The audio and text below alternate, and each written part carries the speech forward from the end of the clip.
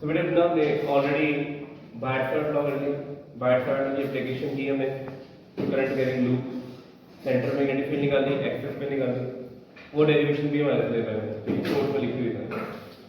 Next topic हमारे पास है वो है हमारे पास एप्लीकेशन बेस्ड क्वेश्चन है किसके ऊपर स्ट्रेट वायर पर कैसे क्वेश्चन पेपर में आते हैं। जैसे पेपर में आगे सपोज करो ट्रायंगल है आइसोसेलेस ट्रायंगल दे देंगे या इक्विलेटरल ट्रायंगल दे देंगे और फ्रंट आ रहा है उसमें आईएम थे और साइड कितनी उसकी एल। वो कहेंगे इसके सेंट्रॉइड पे ना नेट मैग्नेटिक फील्ड निकाल दो। सेंट्रॉइड की करना नेट मैग्नेटिक।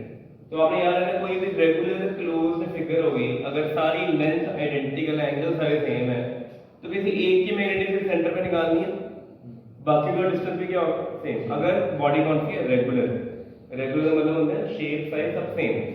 तो आपने एक बार एक कंडक्टर की मैग्नेटिक फील्ड निकालोगे 3 से क्या कर दोगे तो कैसे निकालना पहले तो वो देखिए हम एंगल्स कैसे निकालेंगे। तो मेरे पास बायो लैब में आ जाना ठीक है। नेक्स्ट पीरियड में। तो एंगल्स क्या है मेरे पास यहाँ पे ये मेरे पास डिस्टेंस है डी का रखते हैं इसको जो पता नहीं है पेपर में ये डिस्टेंस कितना है। सिंगल स्ट्रेट वायर है पहले तो हमें इसके एंगल्स पता होना चाहिए सारे। तो हमें जो फॉर्मूला पता था हमें था कि यहाँ पे थीटा 1 होता है यहाँ पे क्या होता है थीटा 2 और ये डिस्टेंस क्या होता है ए होता है। तो मैग्नेटिक फील्ड इस सी पॉइंट पे कितनी आएगी mu naught upon 4 pi I by a cos of theta 1 plus cos of theta 2। ये किसके लिए होता है हमारे पास फाइनाइट वायर। तो फाइनाइट वायर कौन सी वाली आ गई जिसकी लेंथ फिक्स्ड है।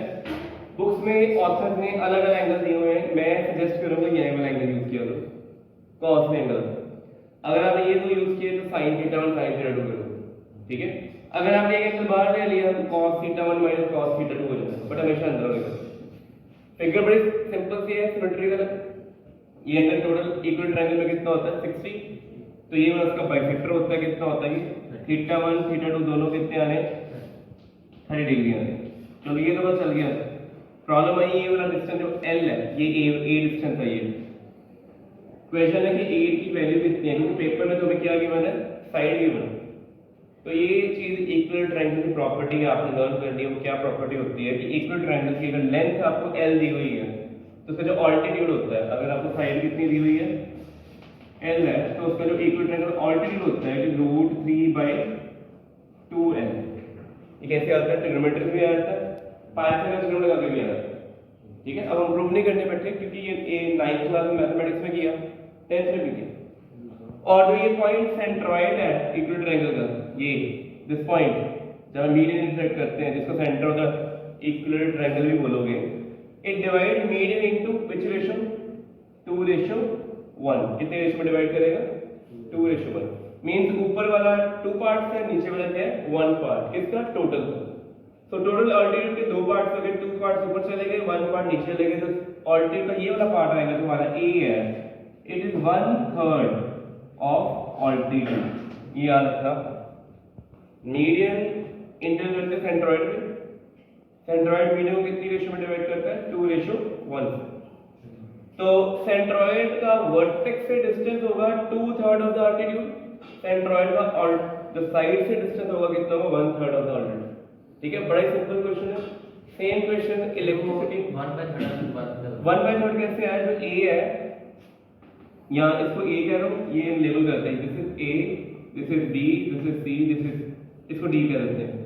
तो जो AC रेशियो सी इस पॉइंट को क्या कहते हैं कोई ई पॉइंट AC रेशियो CE वो कितना है 1:2:1 ठीक है। AC और नीचे क्या है ये CE कितनी रेशियो है 2:1 है। तो AC कितना रेट कर लिया AC आ गया 2x CE कितना आ गया x। तो AE टोटल कितना ऑल्टीट्यूड है √3/2 इनटू साइड और क्या है 2x + x। तो अकेला x कितना आ गया 1/3 ऑफ ऑल्टीट्यूड आ गया और अकेला x कौन है CE। तो यहाँ पे ये लर्न करनी पेपर में एग्जामिनर को नहीं भी प्रूव करके दिखाओ तब भी चलेगा बट आपको बताओ चाहिए कि जो साइड L है ऑल्टीट्यूड इतना है distance of centre from the side is 1/3 altitude. ये आ जाएगा इसकी वैल्यू सॉल्व करेंगे कितना आएगा ये L/2√3। तो A कितना आ गया L/2√3। अब वैल्यूज पुट कर देनी यहाँ पे, ठीक है। तो आपके पास ए वैल्यू जो आप मैग्नेटिक फील्ड निकालोगे इसे पुट करोगे और θ1 θ2 की वैल्यू पुट कर सॉल्व कर दोगे, ये एक वायर की मैग्नेटिक फील्ड है, जितनी इसकी है उतनी इसकी आनी है, उतनी इसकी आनी है, और सारे ऑर्डर में ही है। देखो फर्स्ट वायर की मैग्नेटिक फील्ड सी पे क्या है, आउटवर्ड, सेकंड वायर की भी क्या है, आउट, थर्ड की भी क्या है, आउट। एरो उल्टी डाल दी मैंने, तो सारे आउट है 3 टाइम्स मैंने। तो ये क्वेश्चन सिंपल है, याद रखना है। ट्रायंगल में आया है इक्वेटर आता है। अगर ट्रायंगल नहीं आया पेपर में, लेट्स से पेपर में क्या आ गया, लेट्स से क्या आ गया आपको, स्क्वायर आ गया। स्क्वायर में कैसा है, ए बी, बेटा यही है ना, ट्रायंगल दे दिया, सेंटर में मैग्नेटिक फील्ड निकालो, सेंटर में, हाँ। अब स्क्वायर आ गया, स्क्वायर के केस में तो बड़े सारे केस बन जाते हैं। सबसे सिंपल बनता है स्क्वायर के सेंटर में मैग्नेटिक फील्ड निकालो, कितने किलोमीटर अब, तो ये एंगल कितना होता है, 45 होता है। और ये डिस्टेंस बड़ा सिंपल है, अगर टोटल साइड L है तो ये कितना होना है, L/2 होना है। It's very important. अगर ये L है तो ये कितना होगा, L/2। तो इसको सॉल्व करें। अगेन इसके इसमें ज़्यादा प्रॉब्लम नहीं आने वाली, क्योंकि सिंगल कंडक्टर का जो डिस्टेंस है वो L/2 ऑलरेडी फाइंड आउट है, वी हैव कैलकुलेटेड। और ये कितना है, 45, ये डिस्टेंस कितना एंगल है, 45। तो magnetic field due to one conductor AB कितने की, μ/4 पाई I, और डिस्टेंस कितना होगा, L/2 cos 45 plus cos 45। Value डालेंगे, आंसर आ जाएगा। और अगेन ओरिएंटेशन सेम है, 4 कंडक्टर है, चारों के रिजल्ट आइडेंटिकल है, 4 टाइम्स करेंगे आंसर आएगा। तो बोर्ड लेवल में इस तरह के क्वेश्चन बड़े आते हैं। सर क्यूब वगैरह भी आ सकता है? क्यूब नहीं आएगा, क्यूब नहीं आता। क्यूब आता है चार्जेस के केस में, अगर 4 वर्टेक्स पे 8 वर्टेक्स है ना क्यूब के, 8 वर्टिसेस पे अगर 8 चार्जेस पड़े हुए हैं, उनकी मैग्नेट, उनकी इलेक्ट्रिक फील्ड सेंटर में निकालनी आ सकती है, उनका इलेक्ट्रिक पोटेंशियल आ सकता है। बट बोर्ड्स में square shape, triangle shape, these are the most important shape, यही आते होते हैं, ठीक है। कल को पेपर में ये भी आ सकता है, एक और अगर ज्यादा आया तो वो कह रहे हैं कि हेक्सागन है।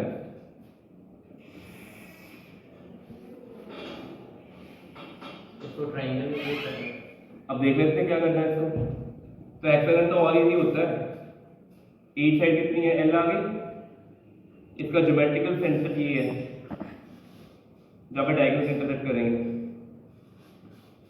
इसको हो गया रखते हैं। यहाँ पे कह रहे हैं कि फाइंड आउट करो, तो डिस्टेंस क्या चाहिए हमें, फिर से ये हेक्सागन में ईच, ये एंगल कितना होता है, ये होता है 120 होता है, 60 आ गया। तो ये 60। देखो फिर ट्रायंगल तो बन गई है, वही वो ट्रायंगल में ब्रेक कर लेंगे। तो ये ट्रायंगल बन गई, कौन सी वाली, इक्विलेटरल। अगर ये L है तो ये डिस्टेंस अभी हमने पूरा प्रूव किया था, कितना होता है, √3/2L। ऑल्टीट्यूड कितना होता है, रूट, नहीं L पे 2 अब नहीं आना, क्यों नहीं आना, क्योंकि जो पॉइंट O है वो साइड से ऑल्टीट्यूड डिस्टेंस पे है, 1.1 रेशियो वो सेम ही है। ये तो पूरा ही आ गया, ये डिस्टेंस ही चाहिए था ना, हमें O पॉइंट डिस्टेंस चाहिए, AB से O पॉइंट डिस्टेंस चाहिए, BC से O का DC सारे चाहिए, तो ये तो डायरेक्ट ही आ गया। ट्रायंगल में क्या प्रॉब्लम है, अगर ट्रायंगल में आता है तो ये O पॉइंट यहाँ पे होता है, तो ये डिस्टेंस निकालना होता है, ऑल्टीट्यूड से नहीं चाहिए होता। Altitude of equal triangle is √3/2 times the side, वो ये फुल है। बट ट्रायंगल में आपको ये वाला पॉइंट चाहिए, जो कि 1:3, 2:1 में डिवाइड हुआ, तो ये 1/3 पार्ट वो निकाला, इसमें फुल ही चाहिए। एक आंसर निकाल दिया, एंगल कितने आने, cos 60 1/2 1/2, डिस्टेंस भी आ गया, 8 नहीं 6 है, हेक्सागन, तो हेक्सागन आएगा, स्क्वायर आ जाएगा, ये क्या आएगा, ट्रायंगल आएगा, फाइनाइट लेंथ में, और नहीं आने वाला, ठीक है। इनफाइनाइट में तो बड़े सारे क्वेश्चन बन जाते हैं, अगर हम देखें कि इनफाइनाइट में कैसा क्वेश्चन आ सकता है। केस स्टडी आ जाती है पेपर में इनफाइनाइट वाली, वो कहेंगे जी ये ईस्ट है, ये वेस्ट है, ये साउथ, ये नॉर्थ, और ये क्या है, वर्टिकली अप, वर्टिकली क्या डाउन। जब भी आपने east west north south up down वाले 3D क्वेश्चन आए तो आपकी कॉपी का पेज होते हैं ना, तो आपने जब कॉपी यूज करनी होती है तो कॉपी का ये वाला पोर्शन, ये ईस्ट होना चाहिए, ये west, into the paper, into the page is north, towards you is south, और ये क्या अप, ये क्या डाउन। तो आपने ऐसे पोस्ट करना है कॉपी में, जब भी आप लिख रहे हो, इधर ईस्ट है, इधर क्या है, वेस्ट है, इधर क्या है, टॉप, इधर क्या बॉटम, ये आपकी तरफ क्या आएगा, साउथ, आपसे अवे क्या जाएगा, नॉर्थ। एक रेफरेंस चूज कर लो, कभी आंसर गलत नहीं होंगे। अब पेपर बड़ा सिंपल सा क्वेश्चन आता है, एक वायर है, तो एक वायर ऐसी है कि वो ईस्ट और वेस्ट डायरेक्शन में पड़ी हुई है और करंट जा रहा है ईस्ट टू वेस्ट। कितना करंट जा रहा है? आई। तो कहते हैं वायर में करंट वाला ईस्ट टू वेस्ट में जा रहा है, वायर से जस्ट बिलो ए डिस्टेंस पे, वायर से जस्ट बिलो ए डिस्टेंस पे मैग्नेटिक फील्ड फाइंड आउट करो विद डायरेक्शन, विद तो वायर की लेंथ नहीं बताई, तो ओवरहेड वायर जो लगी होती है क्या होती है? लॉन्ग वायर होती है। लॉन्ग वायर को क्या मान लेंगे? इनफिनिट। तो उसकी मैग्नेटिक फील्ड पी पॉइंट पे कितनी निकलेगी? म्यू नॉट अपॉन 4 पाई 2i by a। बस काम कर दो। मैग्नेटिक फील्ड का फॉर्मूला इनफिनिट वायर का ये आ गया। Now what we have to do, हमें चाहिए बड़ी लेंथ की बनी नहीं है लॉन्ग वायर, जहां वर्ड लिख दिए long wire, infinite wire, same thing. Wire की लेंथ नहीं गिवन है, ओवरहेड वायर भी लिख देंगे ना, ओवरहेड वायर। ओवरहेड वायर कहां से जाती है? एक सिटी से दूसरी सिटी जाती है। कितनी लंबी वायर होती है? क्या सपोज करके चलेंगे? इनफिनिट। डायरेक्शन कैसे निकालेंगे? राइट हैंड थंब रूल, देखो कैसे, फिंगर ये जाती है। तो अगर आपकी इस पे आप देखते हो अपवर्ड फिंगर क्या है? इनवर्ड, अंदर जा रही है ना, अंदर को कॉपी के अंदर कौन है? नॉर्थ। बट जब नीचे आ रहे हो तो क्या आ रही है? फिंगर आउटवर्ड आ रही है ना, तो पी पॉइंट में फिंगर क्या आ रही है? बाहर को आ रही है, टुवर्ड साउथ। तो यहाँ पे क्या होगा? Toward south. तो ऐसे क्वेश्चन पेपर में आते हैं 1 मार्क वाले। 2 मार्क पे क्वेश्चन आ जाएगा डायरेक्शन एंड मैग्नेटिक। 1 मार्क में सिर्फ एमसीक्यू आएगा। होता तो ये भी ना पूछें कि वैल्यू कितनी हो, कहेंगे डायरेक्शन बताओ बस, नॉर्थ साउथ ईस्ट वेस्ट।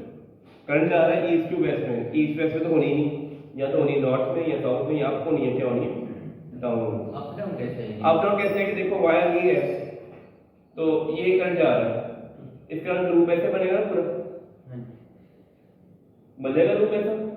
तो अगर वायर से 5 सेंटीमीटर साउथ, इधर 5 सेंटीमीटर, तो मेरी फिंगर कहाँ जाएंगी? अप जाएंगी, तो डायरेक्शन कहाँ होगी? अपवर्ड। अगर 5 सेंटीमीटर नॉर्थ में हो तो मेरी फिंगर कहाँ जाएंगी? Down. 5 centimetre above the wire north, 5 centimetre below the wire south. ठीक है, तो आपने लूप ड्रॉ करना है, कर लिया लूप ड्रॉ। लूप के ऊपर टेंजेंट ड्रॉ करे जाने, तो टेंजेंट कहाँ है? ठीक है, तो ये चीज क्लियर होगी पहले। It is very important question कि एमसीक्यू बेस पे आता है, डायरेक्शन बता दो। ठीक है, इसके बाद और क्वेश्चन पेपर में कैसे आते हैं वो ये कह सकते हैं कि आपको ये एक्स एक्सिस है, वाई, अब नॉर्थ वेस्ट ईस्ट साउथ दिया ही एक्स वाई दे दिया, और ये कह रहे हैं कि एक क्वाड्रेंट में करंट जा रहा है ऐसे, ठीक है, और उसके बाद एक वायर ऐसे दी, ए पॉइंट से शुरू हुआ, बी और ये सी। ठीक है, नजर आ रहा है क्या होगा?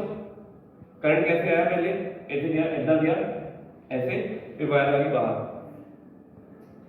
और ये वाली जो वायर है स्टार्टिंग एंड पता, but and it is semi infinite wire. और ये तो पहले तो क्वाड्रेंट की तो यहाँ पे लेबल करेंगे कि टोटल मैग्नेटिक फील्ड ओ पे निकालनी है, तो क्या होगी? एक तो होगी magnetic field to A B, एक होगी मैग्नेटिक फील्ड टू बी सी।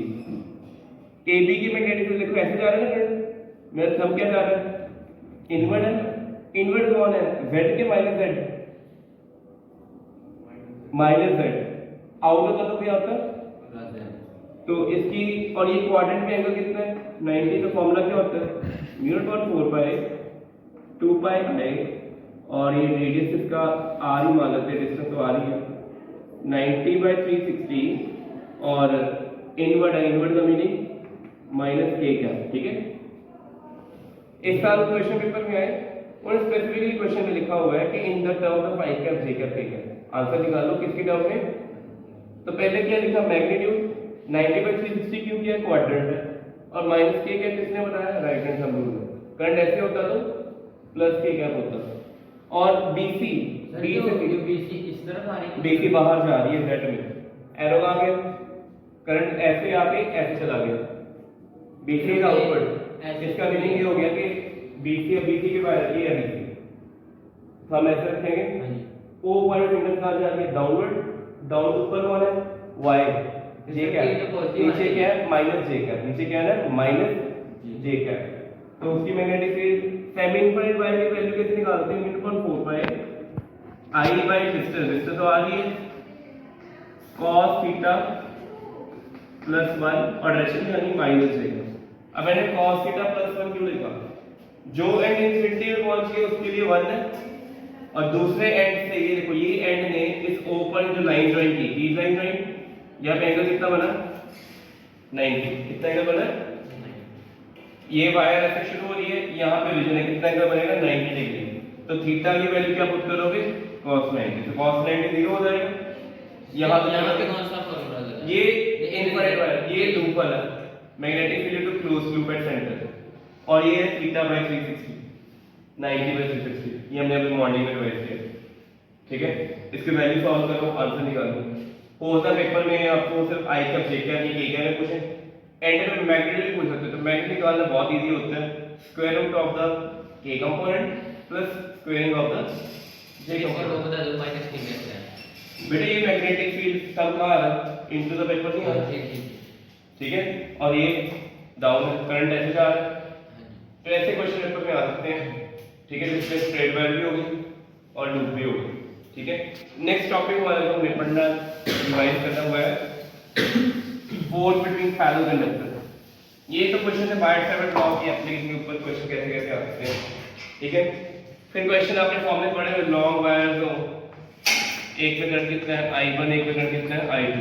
अगर करंट पैरेलल जा रहा है, डिस्टेंस दोनों में कितना d, तो एक दूसरे को क्या करते हैं? ये अट्रैक्ट करते हैं। तो जो attractive force per unit length होती है उसका फॉर्मूला होता है mu naught upon 4 pi 2I1 I2 by d। This is not force, this is force per unit length. Paper में क्या करना उन्होंने, ये तो पूछना है साथ में find the force on 10 centimetre of the length, find the force on. तो आपने क्या करना है एंड में, तो जो आपने फोर्स निकालनी है उसमें जो ये फोर्स पर यूनिट लेंथ आई थी, ये निकालना है, इसको स्मॉलेस्ट कह देते हैं, उसको आपने 10 सेंटीमीटर से क्या कर देना? मल्टीप्लाई, जितना मर्जी। फॉर्मूला सेम ही है, बस आप इसको लेंथ से जितने पार्ट पूछा उससे यू हैव टू मल्टीप्लाई, ठीक है। और अगर करंट की डायरेक्शन रिवर्स कर देंगे तो हमें पता क्या करते हैं? रिवर्स करते हैं। फॉर्मूला बिल्कुल सेम है, डायरेक्शन ऑपोजिट है, टेक्निक सेम है, ठीक है। तो यहाँ पे याद रखना है, ठीक है। कोई फर्क नहीं है ना अब इसके ऊपर क्वेश्चन पेपर में कैसे आएंगे? डायरेक्ट क्वेश्चन बड़े कम चांसेस होते हैं, फॉर्मूला तो यही लगना है। वो कहेंगे जी एक वायर में करंट कितना है? 1 एम्पीयर। ये वायर में करंट कितना है? 3 एम्पीयर। कहते हैं इसके रास्ते में डिस्टेंस कितना है दोनों में? 10 सेंटीमीटर। कहते हैं रास्ते में कहीं पे एक वायर रखी है हमने, इसमें करंट कितना है? 2 एम्पीयर। कितना करंट है? तो कहते हैं उसका डिस्टेंस बताओ, लोकेशन बताओ कहाँ हो, कि ये इसके ऊपर नेट फोर्स कितनी हो? 0। ऐसे करते हैं क्वेश्चन। दो वायर है, दो वायर में एक मिडल में, दो वायर के मिडल में कोई वायर रखेंगे, उस वायर को नेट फोर्स कितनी है? 0। उस वायर की लोकेशन बतानी है, और लोकेशन दी हो करंट पूछ ले, यहाँ पे करंट दिया हुआ लोकेशन पूछेंगे। तो कैसे करना है? पहले वायर का डिस्टेंस कितना हो गया x, तो दूसरे डिस्टेंस कितना हो गया? We don't need to calculate force exactly, we need to calculate force per length only। Long wire है ना, तो इसको देखो ये क्या करेगा? अट्रैक्ट करेगा, ये होगी इसके ऊपर फर्स्ट फोर्स, इसमें इसको क्या करना है? अट्रैक्ट करना, ये कौन सी होगी? Force second. दोनों फोर्सेस क्या होगी? अगर मैग्नीट्यूड लिख रहे हैं तो इक्वल, अगर वेक्टर डालेंगे तो माइनस साइन भी आएगा। मैं मैग्नीट्यूड से बात करते हैं सिंपल, ये क्या है? म्यू अपॉन 4 पाई, पहला करंट कितना 1 है, दूसरा कितना है 2, डिस्टेंस कितना है x, ठीक है। और ये कितना है? म्यू नॉट अपॉन 4 पाई 2 टाइम्स करंट कितना है? यहाँ पे 2 और ये कितना है? 3, और डिस्टेंस कितना है? 10 माइनस। तो इसको 2 इससे कैंसिल हो गया, तो सिंपलीफाई करके क्या आ गया? 10 minus x into 2 equal to 6x। तो सॉल्व करेंगे 4x ये 20, 10x हो गया, x कितना आ गया? 2 सेंटीमीटर। तो मीन ये वाली वायर इससे 2 सेंटीमीटर, तो उससे 8 सेंटीमीटर। केस स्टडी बन के आ सकती है क्वेश्चन। केस स्टडी में क्या करेंगे? पहले पार्ट में क्या देंगे? डिस्टेंस बताओ पहली वायर से, वो निकाले 2। दूसरे क्वेश्चन में क्या देंगे? सेकंड वायर, वो आ गया 8। और तीसरा 2 मार्क में क्वेश्चन होता है, उसमें कोई और न्यूमेरिकल डाल देंगे। कोई थ्योरी वाला क्वेश्चन डाल देंगे, ठीक है। तो पेपर में अगर फोर्स बिटवीन वाला क्वेश्चन कैसा था? थ्योरी वाला क्वेश्चन ये आएगा, फोर्स की डायरेक्शन बताओ ये डायरेक्टिव है रिपल्सिव है, what happens when first wire current is reverse. इसमें अगर करंट क्या कर दिया रिवर्स कर तो इसने इसको क्या करना है, द बॉडी जो सेकंड मीटर है वो दूसरे की तरफ पुश हो जाएगी। अगर थर्ड में रिवर्स कर दिया तो ये पहले की तरफ पुश हो जाएगी। अगर ये दोनों में क्या कर दिया, रिवर्स कर दिया, तब ये इक्विलिब्रियम में रहेगा। क्योंकि अगर इसको रिवर्स कर दिया, इसको भी रिवर्स कर दिया, अब इसने क्या करना है, रिपेल करना है, इसने भी क्या करना है, सब कुछ सेम है, रहना उधर ही है। बट पहले ये खींच रहे थे दोनों, अगर इन दोनों करंट को आप रिवर्स करते हो, फर्स्ट और थर्ड को, फर्स्ट वाला इसको रिपेल करेगा उसे, सेकंड वाला रिपेल करेगा इसे, तब भी ये क्या रहेगा, इक्विलिब्रियम में रहेगा, उसके बाद वैल्यू चेंज नहीं होगी। तो जैसे 3a वाले को रिवर्स कर दो तो ये लेंथ पे फर्क पड़ेगा? लेंथ के ऊपर क्या फर्क पड़ता है, लेंथ आपने कहा ना इधर कुछ बेटे लेंथ नहीं बोलना, सेकंड कंडक्टर बोलना। आर वाला कंडक्टर है ना, सेकंड में 2 एम्पीयर वाला कंडक्टर, अगर 3a को रिवर्स किया तो इसने इसको क्या करना है, रिपेल नहीं करना। हां जी, तो रिपेल इधर ही जाना, तो वही वो x को फर्क पड़ेगा ना। x कौन, डिस्टेंस तब यूज करते हैं जब इक्विलिब्रियम पे हो, डिस्टेंस तब यूज करने में इक्विलिब्रियम। अगर वो डिस्टेंस दिया होगा फोर्स बिटवीन पैरेलल कंडक्टर, कैसा क्वेश्चन पेपर में आता है, वो भी डिस्कस हो गया। पैरेलल कंडक्टर की डेरिवेशन आ सकती है फोर्स की, पेपर में आएगी 2 मार्क में, इससे ज्यादा नहीं आती। 3 मार्क में अगर आ गई तो 2 मार्क में डेरिवेशन, और 1 मार्क में छोटा कंसेप्चुअल क्वेश्चन, ठीक है। अब हमारा टॉपिक कौन सा है, टॉपिक, ठीक है। तो ये डेरिवेशन वाली की हुई है कि करंट कैरिंग लूप को जब भी एक्सटर्नल मैग्नेटिक फील्ड में रखते हैं टॉर्क एक कॉन्स्टेंट, ठीक है। इसकी एग्जांपल क्या है, इलेक्ट्रिक मोटर। इलेक्ट्रिक मोटर की एग्जांपल में सारा एक क्लियर होता है कि कैसे चलता है। टॉर्क में हमने क्या किया था कि अगर ये कॉइल है, इसको एक परपेंडिकुलर मैग्नेटिक फील्ड में रख दिया था, और अगर इसका प्लेन ABCD कॉइल है ना, तो पहले देखते हैं इसमें डायरेक्शन क्या क्या आएंगे फोर्सेस की, आपको डायरेक्शन निकालनी आनी चाहिए। अगर करंट इस ओरिएंटेशन में जा रहा है, ठीक है, तो क्रॉस का मतलब इनवर्ड मैग्नेटिक फील्ड है, तो फोर्स की डायरेक्शन निकालने के लिए क्या यूज करते हैं, फ्लेमिंग लेफ्ट हैंड रूल या आईएल क्रॉस की। मैग्नेटिक फील्ड इनवर्ड है इस जगह पे, करंट कहां पे नीचे, तो फोर्स कहां लगेगी, इस जगह, ठीक है। इसके ऊपर फोर्स कहां लगेगी, तो मीन ये दोनों फोर्सेस एक दूसरे को क्या कर देंगे, कैंसिल। फिर इसके ऊपर फोर्स क्या लगेगी, ऊपर, और इसके ऊपर फोर्स क्या लगेगी, नीचे, सारे क्या हो गए। ये कॉइल बिल्कुल मैग्नेटिक फील्ड के परपेंडिकुलर प्लेस है, मैग्नेटिक फील्ड इनवर्ड है, कॉइल ऐसे है। तो जब भी कॉइल को परपेंडिकुलर मैग्नेटिक फील्ड में रखोगे, करंट पास होगा, टॉर्क नहीं लगेगी। आपको कॉइल को क्या करना पड़ना है, टिल्ट करना है। अगले स्टेप में क्या किया हमने, इस कॉइल को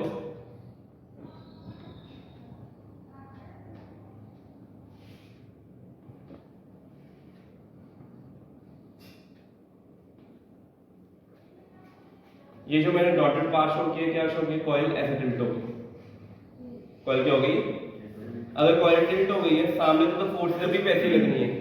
ये कौन सा व्यू है आपका, फ्रंट व्यू है, क्या है ये, तो ये एंड हो गया, अब A डैश ये एंड हो गया, B डैश ये हो गया, C डैश ये हो गया, D डैश। अगर हम टॉप व्यू देखें,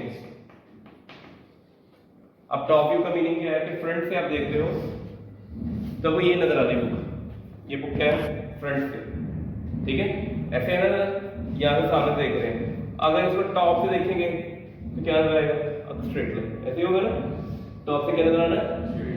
तो हम इसका टॉप व्यू देखते हैं, तो टॉप व्यू देखा कि पहले AB ऐसे था, मैग्नेटिक फील्ड कहाँ पे देखो, इनटू द प्लेन है, सामने देखें तो इनटू द प्लेन है, टॉप से देखेंगे तो मैग्नेटिक फील्ड क्या है, ऐसे ही है ना। कॉइल को ट्विस्ट किया कितने एंगल से, थीटा एंगल से, ये हो गया B डैश एंड ये हो गया A डैश एंड, ठीक है जी। अब आप कॉइल में देखो, ये जो कॉइल टर्न है, ये वाला एंड है और एक दूसरा एंड है कौन सा, ये वाला, ठीक है। दोनों फोर्स किधर लग रही है, इधर लग रही है ना, इस पे फोर्स लग रही है, साइड पे, इस पे लग रही है। क्या ये दोनों फोर्सेस इक्वल ऑपोजिट है, यस बिल्कुल है। नेट फोर्स कितनी है 0, भी ठीक है। बट क्या ये दोनों फोर्सेस का लाइन ऑफ एक्शन सेम है? नहीं। तो क्या करेंगे, ये कॉइल को ऐसे ट्विस्ट कर देंगे। क्या करना है, हमने पहले कॉइल ऐसे की थी, हल्का सा डिस्टर्ब किया, ऐसे ही किया, साथ ही क्या होगी, टर्न होगी। टर्न होने से क्या लग गया, टॉर्क लग गया। और टॉर्क का एक्सप्रेशन कितना आया था इसके लिए, ये इसकी लेंथ l थी, उसकी विड्थ थी b, तो टॉर्क का एक्सप्रेशन आया था NIAB साइन, जो होता है NIAB। अब ये थीटा कौन सा एंगल होता है पता होना चाहिए। Theta is the angle between area vector and magnetic field. इसमें होता है एरिया वेक्टर एंड, अगर आपकी कॉइल ये है तो इसकी एरिया वेक्टर डायरेक्शन कैसे आएगी, करंट अगर ऐसे जा रहा है एरिया ये होगा, करंट अगर ऐसे जाए तो एरिया वेक्टर, तो एरिया वेक्टर और मैग्नेटिक फील्ड में जो एंगल है दैट इज द थीटा। और सेम ही है ना, यहाँ पे अगर कॉइल ये वाली हो गई है, अगर आपकी कॉइल ये है तो कॉइल के परपेंडिकुलर कौन सी डायरेक्शन आनी है, ये आनी है। This is your area vector, और यहाँ पे जो मैग्नेटिक फील्ड ने एंगल बनाना है ये वाला, इसमें भी एंगल कितना होना है, थीटा ही होना है। मैं डायग्राम दोबारा ड्रॉ कर देता हूँ और ये और क्लैरिटी हो जाएगी इसमें, क्योंकि पेपर में आपने जब टॉप वाला एक्सप्रेशन करना तो डायग्राम बनाना चाहिए। तो जो टॉप व्यू था, कॉइल ऐसे हो गई थी, A डैश B डैश हो गई थी, मैग्नेटिक फील्ड ऐसे लग रही है, इसका एरिया वेक्टर कहाँ आ गया, ये आ गया। ये अपनी ओरिजिनल डायरेक्शन से कितने एंगल से टिल्ट हुई है, थीटा एंगल। अगर दो लाइंस का एंगल कितना है, थीटा है, दो लाइंस का एंगल कितना है, इनके परपेंडिकुलर में एंगल कितना आना है, थीटा आना है। तो इसके परपेंडिकुलर आना है ये, इसके में ये है, तो ये थीटा। तो याद रखो कि जब भी न्यूमेरिकल पढ़ते हो ना, टॉप का फॉर्मूला क्या, NIAB sin थीटा। ये थीटा किसमें होता है, एरिया और मैग्नेटिक फील्ड। और ये NIA क्या चीज है, it is your magnetic dipole moment. तो टॉप का फॉर्मूला ही आता था, ठीक है। तो इसी टॉप को यूज करके क्या चलता था, हम चलाते थे मूविंग कॉइल गैल्वेनोमीटर। तो जो मूविंग कॉइल गैल्वेनोमीटर है वो क्या होता है, वेरी माइन्यूट करंट जो होता है, बड़ा ही छोटा करंट होता है, उसको मेजर करने के लिए यूज करते हैं, ठीक है। सो मूविंग कॉइल गैल्वेनोमीटर में सेटअप एक बार ड्रॉ करके देख लेते हैं कि सेटअप कैसा होता है वो। तो मूविंग कॉइल गैल्वेनोमीटर में क्या होता है कि आपके एक बहुत बड़ा केज में ना, ये कोई क्यूब होगा 1 by 1 by 1 मीटर क्यूब का क्यूब लेना, मेटेलिक क्यूब होता है, उसमें ना सिलिंड्रिकल पोल पीस होते हैं, अंदर एक वुडन फ्रेम होता है, वुडन फ्रेम के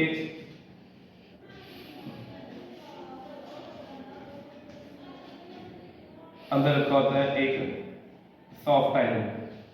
सॉफ्ट आयरन मतलब अंदर कच्चा है, ठीक है। प्योर आयरन जो होगा ना हमारे पास, उसके पीसेस देंगे अंदर, और इसके अराउंड हमने क्या किया है, नंबर ऑफ टर्न्स कॉइल की हुई, बड़े सारे टर्न हो गए हैं। और टर्न नीचे कनेक्ट किससे होंगे, स्प्रिंग से। यहाँ पे क्या लगेगा, मिरर,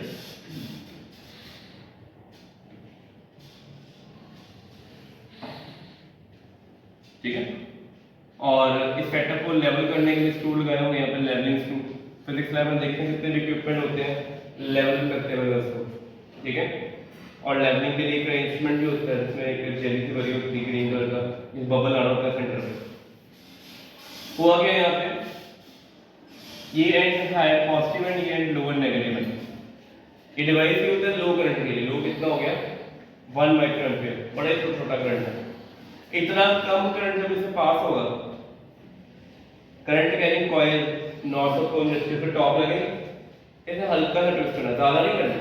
अगर इसे ज्यादा ही टर्न ले लिया, नीचे स्प्रिंग कंप्लीटली डिस्टॉर्ट हो जाएगा, ठीक है, कंप्लीटली डिस्टॉर्ट हो जाएगा, ज्यादा टर्न ले, वो नहीं करना। तो क्या हुआ कि यहाँ पे जैसे ही करंट पास होता है तो ये टर्न करता है, मिरर लगा होता है, मिरर भी डिफ्लेक्ट करता है, सारा सेटअप बंद होता है। मिरर के सामने विंडो होती है छोटी सी, विंडो से लाइट आती है, मिरर से लाइट आती है, रिफ्लेक्ट होकर एक मार्क पे जाती है, तो स्केल पे मार्क बना होगा। अगर मिरर 10 डिग्री से टर्न कर गया तो ये जो मार्क होता है वो 20 डिग्री से शिफ्ट हो जाता है, ठीक है, ऑप्टिकल रिफ्लेक्शन का प्रिंसिपल। अगर मिरर 20 डिग्री से शिफ्ट हो गया तो ये मार्क 40 डिग्री पहुंच जाता है, अगर 5 डिग्री शिफ्ट होता है तो ये 10 डिग्री। सिर्फ ऑब्जर्वर ने वो एंगल नोट करना होता है, वो एंगल नोट करके उसने बता देना करंट, ठीक है। और फॉर्मूला क्या आता था हमारे पास, ये वाला कि current is equal to galvanometer constant into theta. क्या होता है, current equal to galvanometer constant into theta, और ये कितना डिफ्लेक्ट करेगा। और ये सेंसिटिव को बहुत, हमने इंस्ट्रूमेंट को बहुत सेंसिटिव बनाया था, कैसे बनाते हुए पढ़ते हैं। तो ये जो जी यानी क्या है, के बाय एन बी, तो याद रखना है फॉर्मूला, इसके ऊपर क्वेश्चन आते हैं कि अगर आपने यूनिक वाला कंडक्टर यूज कर रहे हो, एक तो आप यूज करोगे radial magnetic field. Radial magnetic field क्या होता है, इसमें नॉर्थ और साउथ पोल दोनों क्या होते हैं, सिमेट्रिक, ठीक है। रेडियल मैग्नेटिक फील्ड का प्रिंसिपल होता है कि आपको जो एरिया वेक्टर होगा, जैसे ये ए शीट है, उसका एरिया वेक्टर ये है प्लेन शीट का, ठीक है। एरिया वेक्टर और मैग्नेटिक फील्ड में हमेशा एंगल कितना होगा, तो रेडियल मैग्नेटिक फील्ड की प्रॉपर्टी होती है area vector of the coil and magnetic field, not surface area में talking about, I am talking not the area vector. अगर ये मेरा एरिया है ना, तो एरिया वेक्टर ये होगा, इसके अलावा नहीं होगा। एरिया वेक्टर और मैग्नेटिक फील्ड में एंगल हमेशा कितना होगा, 90 डिग्री। कौन बनाता है, रेडियल। तो अब ये कहते हैं radial magnetic field observed by, radial magnetic field observed by taking cylindrical pole pieces and the angle between the area vector and magnetic field always 90 डिग्री। फॉर्मूला ये बनता है। इसको यूज कर थीटा काउंट करना है आपने स्क्रीन से, के की वैल्यू पहले पता होगी, स्प्रिंग कांस्टेंट कितना है, नंबर टर्म्स कितने हैं वो भी पता होंगे, मैग्नेटिक फील्ड प्री डिटरमाइंड है, एरिया ऑफ कॉइल पता है, ये सारे कांस्टेंट्स हैं। बस ये प्रॉब्लम है कि करंट अगर लो है ना, करंट अगर लो है तो डिफ्लेक्शन भी लो आएगी, और इतनी कम deflection, minute deflection naked eye से नजर नहीं आएगी। तो हमारा एम होगा कि लो करंट के लिए we want to increase the deflection. तो डिफ्लेक्शन इंक्रीज करने के लिए हमें ये वाली टर्म को क्या करना पड़ना है, डिक्रीज करना पड़ना। तो ये जो टर्म होती है इसके रेसिप्रोकल को बोलते हैं करंट सेंसिटिविटी, जो होता है 1 upon galvanometer constant NVA by K। अगर आपने किसी तरीके से ये वाली क्वांटिटी को कम कर दिया, करंट तो पीछे से फिक्स आ रहा है, बड़ा लो आ रहा है, अगर आपने इस क्वांटिटी क्या कर दिया, रिड्यूस कर दिया, मैथमेटिकल थीटा जो है ना, हमें वेरिएबली करंट नहीं चाहिए, हमें वेरिएबली क्या चाहिए, थीटा। थीटा यहाँ वैल्यू पुट करेंगे, ये सारे प्रीडिटरमाइंड है, करंट निकाल देंगे। बट थीटा नोट करने के लिए डिफ्लेक्शन कितनी होगी तो नजर आनी चाहिए ना, वो कैसे नजर आएगी, अगर थीटा 5, 7, 10, 15 डिग्री होगा। बट लो करंट के लिए ये पहले बड़ा कम होता है। हम क्या करते हैं, इस इंस्ट्रूमेंट को बड़ा सेंसिटिव बनाते हैं, थोड़ा सा भी करंट आएगा डिफ्लेक्शन बहुत ज्यादा आ जाएगी। और एक बार इंस्ट्रूमेंट यूज कर लिया तो मिरर काफी देर तक क्या करता रहता है, वाइब्रेट करता रहता है। तो दोबारा यूज करने के लिए हमें क्या करना पड़ता है, वेट करनी पड़ती है 20 मिनट या 30 मिनट या 1 आवर, ठीक है। तो ये तो मूविंग कॉइल गैल्वेनोमीटर टॉपिक। इस पर लास्ट टॉपिक रहेगा कन्वर्जन ऑफ एमीटर एंड